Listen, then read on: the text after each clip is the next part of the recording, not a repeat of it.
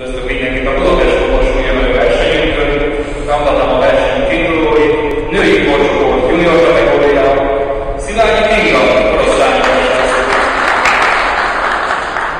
Női korcsoport, vagy nőként felnőtt korcsoport, Bódis Szabó Katalin, Fehérvár. Férfiaknál serdülő kategóriába indulnak, Kerekes Patrik, korosztály. Tóth Ákos, Kazinc Marcika, Járóka Gábor, korosztály, Erasmus Kornél, Magrót, és Gulás Gábor, Magrót. Idősei kategóriába indulnak, Polgár Zoltán, Testvériség, Benzin Máté, Magrót, Balázs Zsolt, Kazinc Marcika, Ifja Marton Ellen, Sedek, Polgár Dániel, Testvériség, és Magát János Csaba, Testvériség.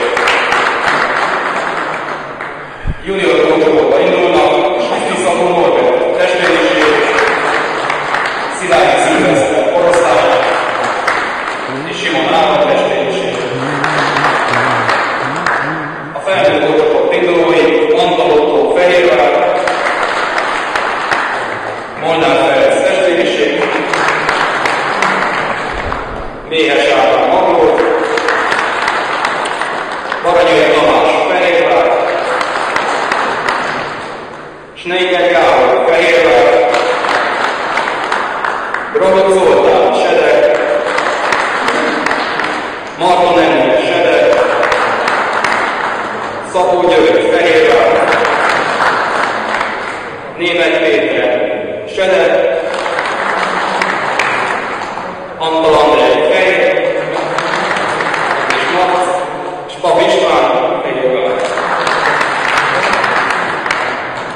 Bemutatnám a verseny védáit, középéros a versenyük és a jeleneteket, Fálik Béla, nem tudja versenyszerűen.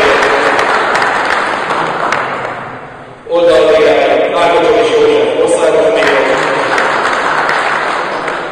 és Hegedűs László Mosváros.